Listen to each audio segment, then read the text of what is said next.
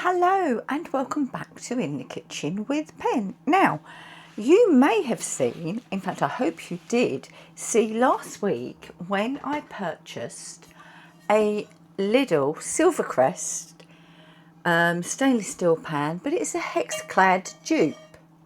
So, one of the things that the very kind gentleman who owns Donatello's restaurant in Dunstable said to me was he does steak in his, and he explained how we did it. Now, I have used the pan numerous times, and if you do, as I'm going to tell you now, if you heat your pan very, very gently, then when it's hot, add your oil.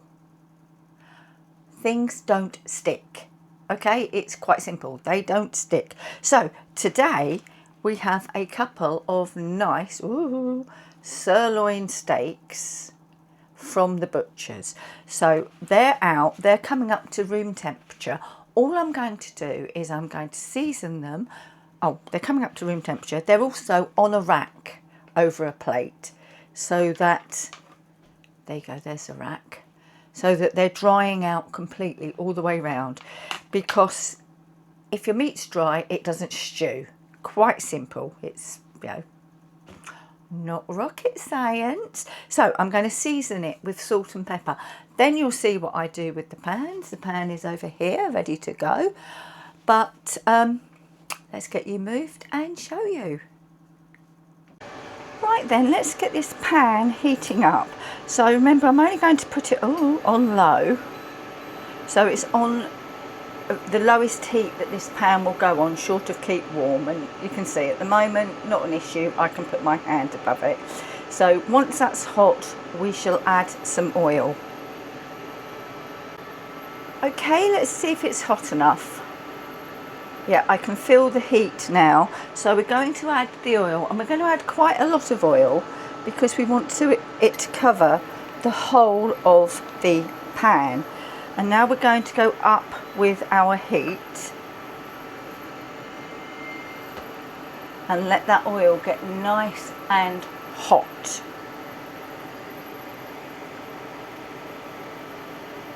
That oil is just starting to smoke now. So I'm going to take it off, pour away most of the oil. Now my pan is oiled, it has oil on it. So we're going to go in with the steaks. You can hear it's hot enough because just listen to that sizzle.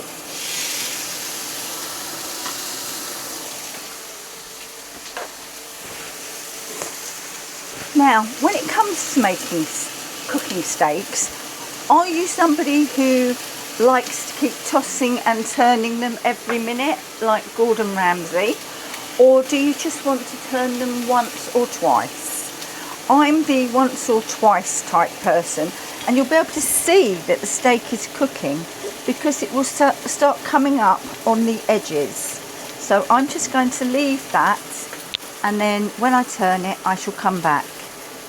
Just a little point, if you go to turn your steak and it is sticking, it means it's not yet ready to turn. So don't force your fish slice under it, just wait until it's released because it's ready to turn. Right then, let's see if I can turn these steaks. And I neglected to tell you, I had turned the temperature of the hob back down again.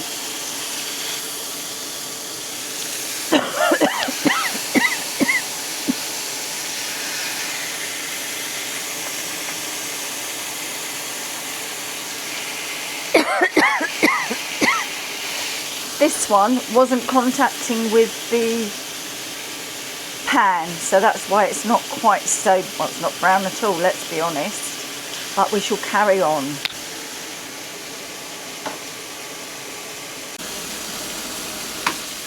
Right, our steaks have cooked. Now when you cook a steak, the rest, as in the time it rests, is every bit as important as the cook.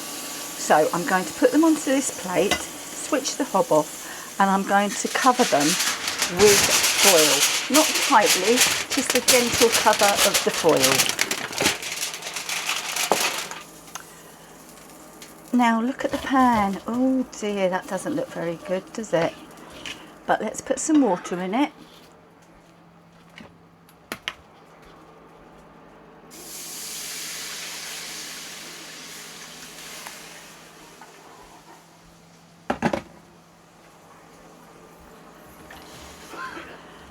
Right, I'm going to leave that for a few minutes. Well, not even a few minutes. I'm just going to, if you can see, I'm using the silicone tongs, and I'm just getting the gubbins off of the bottom, and then I'm going to wash it as normal, and we're going to use this pan to make fried eggs because Steve's having steak and eggs.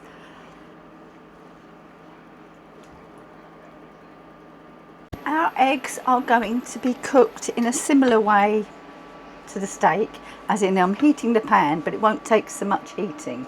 Now, you know when you cook eggs and you crack them into the pan individually, you'll often get one egg that is cooked more than the others, or they're not ready at the same time. Well, if you crack your eggs into a bowl and then tip them into the pan, they'll both be ready at the same time. I know, it's so simple, isn't it? Right, so we're going to go in with a little bit of the oil, because this obviously hasn't been off the hob for very long. Right, let that get warm. Now, somebody asked what they were doing wrong when they fried eggs, because they put the pan on, added some eggs, added some oil, and everything stuck. So I did say, well, did you season it? Did you follow the instructions in the leaflet? And this is what you do. Hasn't got back to me, so I don't know whether they followed these instructions. Again, apologies, I can't remember who it was. This is how I do the eggs. And actually, yes, no. Is this the first? No, this is the second time I've done eggs. Had to think then, but I did them. Oh, did I tell you? I went out and bought the smaller one as well.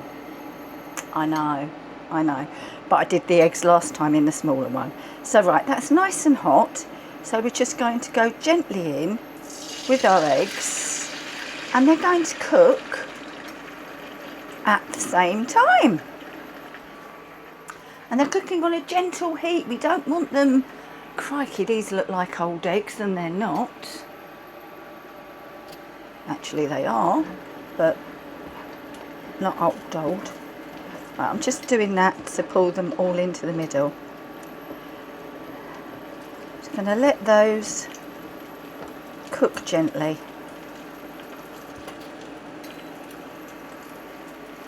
Right then, time to dish up. Here I've got some new potatoes that I cooked yesterday. I cooked too many of them, so I refrigerated them overnight. I put them on a baking tray, pushed them down with a glass, sprayed with oil, some salt and pepper, and just cooked them until they were done. Right, there's our steaks, and you can see the resting juices there. So let's get this on the plates. There's one. There's the other. Pour a little bit of the juice over the steak. Add a lump of butter if you want. It's entirely up to you, obviously. Your steak, your rules. And now for these eggs that I cooked exactly as I said. Right, so we're going underneath, and they haven't stuck.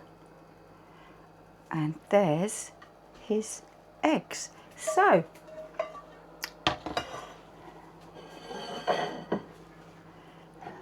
steak and eggs and steak and salad. But as you know, what did I make? I made some chimichurri. So it's been in the fridge, so it's nice and chilled. So I'm going to put some chimichurri on mine. Don't know whether Steve will want any, so this will go through to the front room. And you know now, you know what's going to happen.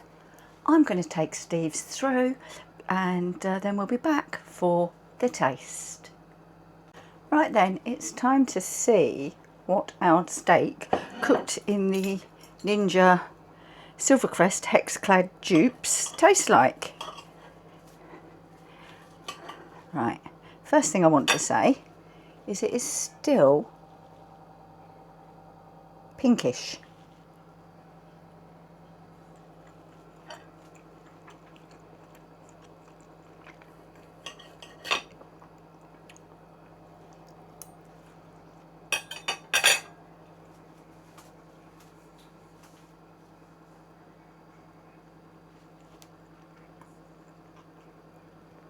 The steak is good, but it's from a butcher's, so I expect it to be.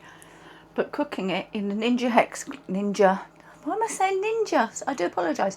Lidl Silvercrest Hexclad Dupe pans, it worked perfectly. And you saw the eggs were great too. So a little tip there with cracking the eggs into the bowl and then they all go into the frying pan at the same time. I think that's quite handy. I do like that chimichurri. But for now, thank you very much for watching this episode of In the Kitchen with Pen. If you've enjoyed it, give us a thumbs up. Any comments, write them down below. I'm happy to reply. If you've really liked it, give us a hype. That would be great. And please share with all your friends and family on social media. Thanks for watching. Bye-bye for now.